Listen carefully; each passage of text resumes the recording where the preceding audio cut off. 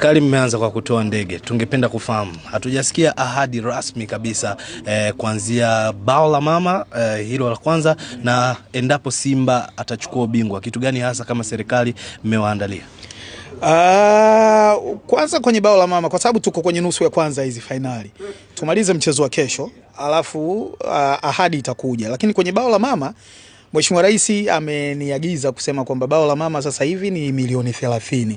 Kila goli ambalo wachezaji wa Simba watalipata ni milioni 30, na nilisahau kusema hapa wakati naongea nao, lakini tutapata nafasi ya kuwafikishia ujumbe huu. Kwa hiyo ukatili wao, na nimeiwekea alama za kufunga na kufungua, ndio utajiri wao kesho.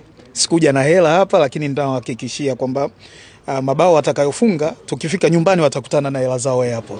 Alafu hiyo ya bonus ya kwamba wakishinda kombe hili watapata nini, tutaisema tukifika nyumbani. Moja kati ya story kubwa ambayo inaendelea hapa Morocco ni kushangazwa kwa hiki ambacho kimefanywa na Simba.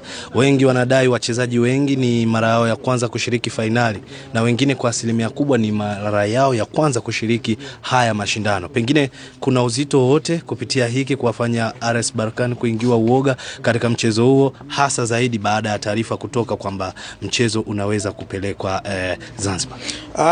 RS Berkane wanatakiwa kuiogopa Simba. Simba kiukubwa ni klabu kubwa kuliko RS Berkane of course. Moja, lakini hata project wakati Fadlu anakuja mwanzoni mwa msimu huu kulikuwa na mipango ya namna ya kuendea msimu na kuendea misimu kadhaa ya mbele. Kwa hivyo kama alivyosema leo kocha, tuko mbele ya muda, na namna ambavyo ameuendea msimu na mafanikio yaliyotokea, unaona kabisa kwamba Simba imefanikiwa. Naona dude limewaka mapema kabla ya muda ambao kocha alikuwa umeupanga. Kwa hiyo ni kitu kizuri. Berkane wanatakiwa kuiogopa Simba na kuiheshimu kama ambavyo Simba wanaiheshimu.